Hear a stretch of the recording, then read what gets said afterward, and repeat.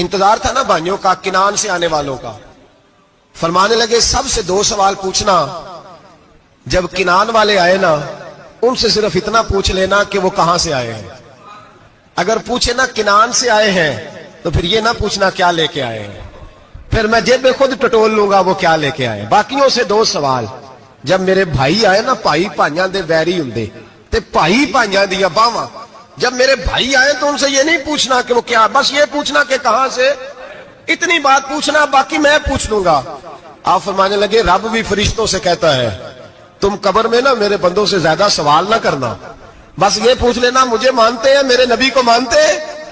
قبر میں تم اتنے سوال پوچھ لینا, باقی لے کے کیا ہے وہ میں خود ہی پوچھ لوں گا. فرشتوں کے سامنے رب کریم اپنے بندے کو بے آبرو کرنا, بس تو یہ بتا دے اللہ رسول کو مانتا ہے کہ نہیں. باقی جو تیرا حساب کتاب ہے نا, اللہ فرماتے ہیں میں قیامت میں کر لوں گا, میں پوچھ لوں گا اس کا کیا علاج کرنا ہے, بس تم اتنا بتا دو مجھے مانتے ہو, میرے رسول کو, میرے بھائی, میرے نبی کریم علیہ السلام. فرماتے ہیں جو بندہ توبہ کرنے والا تھا, اللہ کی بارگاہ میں آنے والا تھا, بار بار توبہ کرتا تھا, احساس رہتا تھا, اسے احساس تھا, آیا کرتا تھا, پھر بھی غلطیاں ہو گئی, قیامت کے دن رب کریم اپنے فضل کی چادر اس پہ ڈالے گا, فضل کی چادر ڈالے گا, اور رب کریم اس سے پوچھے گا یہ گناہ کیا تھا, اور نبی پاک فرماتے ہیں اس نے بڑے بھی گناہ کیے, اللہ چھوٹے چھوٹے گناہوں کے بارے میں پوچھے گا. یہ غلطی کی تھی, یہ گناہ, بندہ ڈر رہا ہے, وہ کہہ رہا ہے پتہ نہیں سزا کیا ملے گی, کیونکہ دنیا میں بھی ڈرتا رہا, یہاں بھی ڈر رہا ہے. شرط یہ ہے کہ احساس والا ہو, آتا رہو, پھر بھی غلطیاں ہو گئی, خیال کرتا تھا, محنت کرتا تھا, نیک ہونے کی جدوجہد کرتا تھا, کوتاہیاں رہ گئی. یہ گناہ کیا تھا یا اللہ بھول گیا تھا, یہ گناہ کیا اللہ مجھ سے غلطی ہو گئی, یہاں بھی کیا تھا یا اللہ غلطی ہو گئی. نبی پاک صلی اللہ علیہ وسلم فرماتے ہیں چھوٹے چھوٹے گناہ اللہ دکھا رہا ہے, اور اس سے کہہ رہا ہے یہ کیا تھا, مانتا جا رہا ہے. رب کریم فرماتا ہے پتہ ہے میں تیرے ساتھ کیا کرنے والا ہوں, ٹانگیں کانپ گئی, یا اللہ پتہ نہیں. فرمایا میں تجھے ان گناہوں کے بدلے نیکیاں دینے لگا ہوں, ان گناہوں کے بدلے نیکیاں. نبی پاک فرماتا ہے فٹافٹ ہی بول پڑا, کہنے لگا یا اللہ میں نے تو بڑے بڑے گناہ بھی کیے, اگر تو نے گناہوں کے بدلے نیکیاں دے دیا تو میرے تو بڑے بڑے پاپ بھی ہیں, وہ دوسرے کدھر ہیں. تو میرے حبیب کریم علیہ الصلوۃ والسلام فرماتے ہیں رب مسکرائے گا جو رب کی شان کے لائق ہے. اللہ فرمائے گا تیرے دل میں احساس تھا, تو آیا کرتا تھا, تو توبہ کرتا تھا, تو میری بارگاہ ناز میں آتا تھا, پتہ تیرے اوپر چادر کیوں ڈالی ہے, یا اللہ نہیں.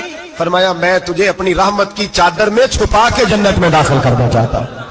میرے بھائی تو آ تو صحیح, تو پہنچ تو صحیح, خدا را. یہ جو جتنی دنیا داری ہے نا, یہ تو آپ ہر وقت کریں گے تو راضی ہوں گے لوگ, ہر وقت.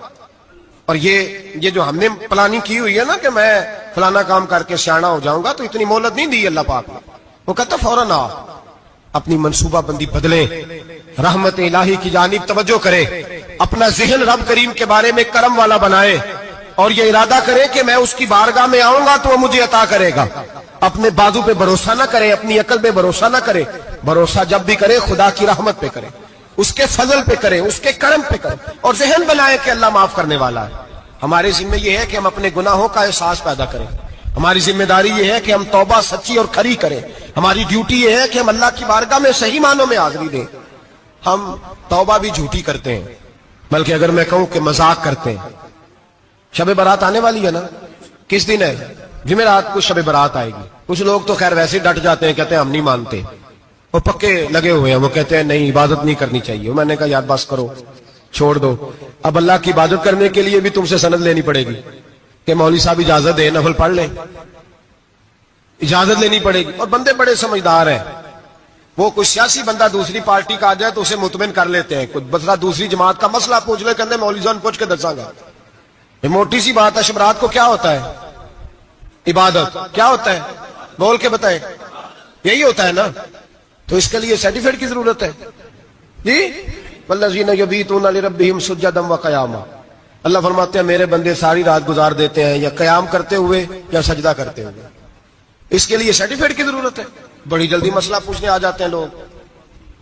ہاں, ایک وہ ہے جو مانتے ہی نہیں سرے سے, ایک وہ ہے جو بڑا عجیب مانتے ہیں. وہ کہتے ہیں شبرات ہے, چھوٹا گوشت ہی نہیں مل رہا دکان سے. بھئی شبرات گوشت کھانے کا دن ہے, حلوہ کھانے کا دن ہے شب برات, موج کرنے کا دیہڑا آ گیا شب برات. شبرات آئی ہے, پہلے کلو گوشت آتا تھا, 2 کلو لے لو. یہ کون سا طریقہ ہے شب برات منانے کا؟ اور پھر شب برات منائی جائے گی, معراج شریف سے پٹاخے چل رہے ہیں روز شام کو, چلتے ہیں نا؟ نہیں؟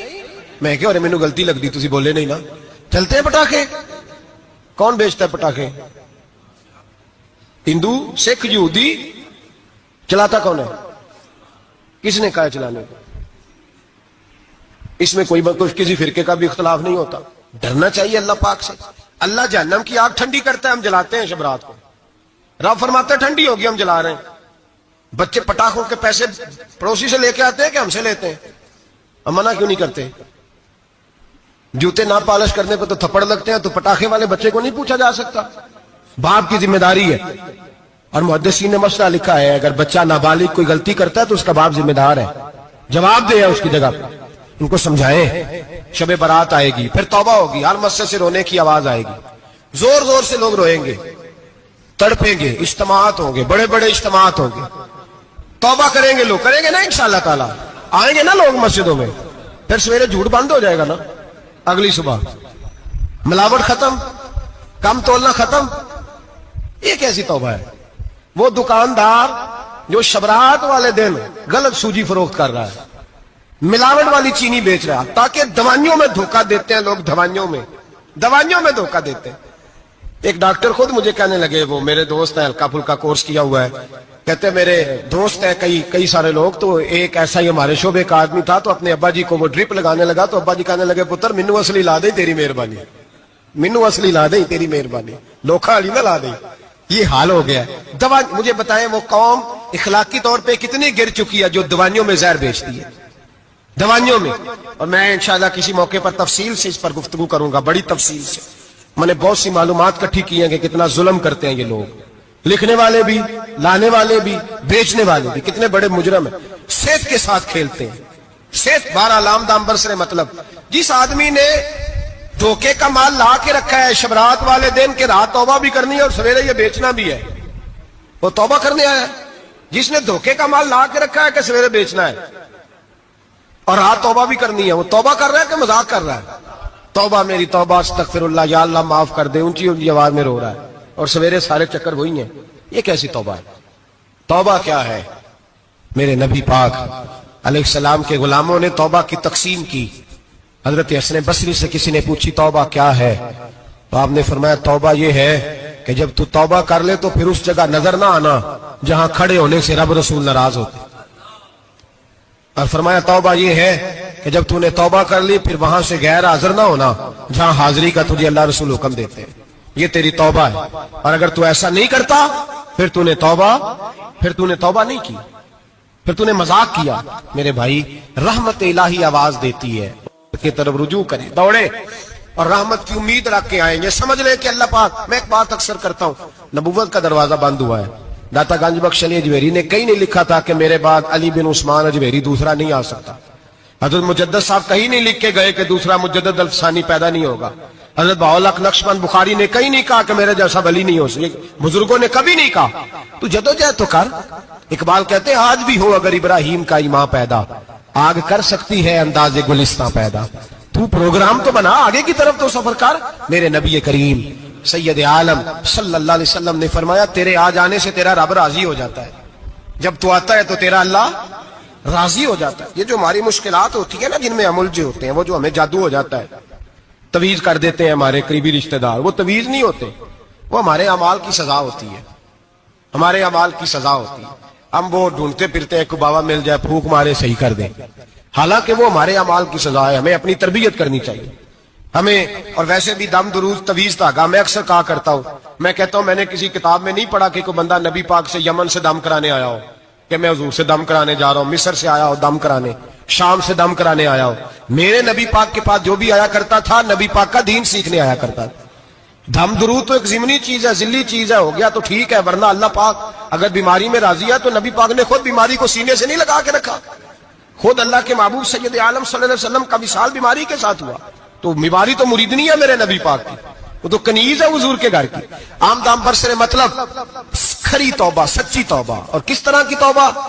میرے نبی کریم علیہ الصلوۃ والسلام نے ایک دن صحابہ سے پوچھا ایک بات تو بتاؤ، بخاری مسلم کی حدیث ہے، یا رسول اللہ پوچھئے. نبی پاک صلی اللہ علیہ وسلم نے فرمایا اگر کوئی آدمی صحرا میں سفر کر رہا ہو، بہت بڑا صحرا ہو، اونٹ پر اس کا سفر ہو اور اس نے اونٹ پر کھانے پینے کا سامان باندھا ہو, پیسے بھی رکھے ہو, پانی بھی رکھا ہو, تھک گیا سفر کرتا کرتا, درخت کی ایک ٹہنی کے ساتھ اونٹ کی نکیل باندھی اور درخت کے نیچے لیٹ گیا آرام کرنے کے لیے. اللہ کے حبیب فرماتے ہیں اچانک اس کی آنکھ لگ گئی. جب جاگا تو اس نے دیکھا کہ اونٹ تو غائب ہو گیا ہے. اب نہ کھانا ہے, نہ پانی ہے, نہ پیسے ہیں, اور صحرا بڑا لمبا ہے, پیدل سفر بھی نہیں کر سکتا. تھوڑا سا ڈھونڈا, پھر موت کا انتظار کرنے لگا. سوچنے لگا موت آئے گی, اب مر جاؤں گا. اللہ کے محبوب فرماتے ہیں تھوڑی دیر گزری, جب بالکل مایوس ہو گیا تھا تو اچانک نظر پڑی تو اونٹ اس کا سامنے کھڑا تھا. نبی پاک صحابہ سے پوچھتے ہیں بتاؤ, اس کی کل کائنات اجڑ گئی تھی, رات ضائع ہو گئی تھی, ہر شے لٹ گئی تھی, دوبارہ اس سے مل گئی ہے,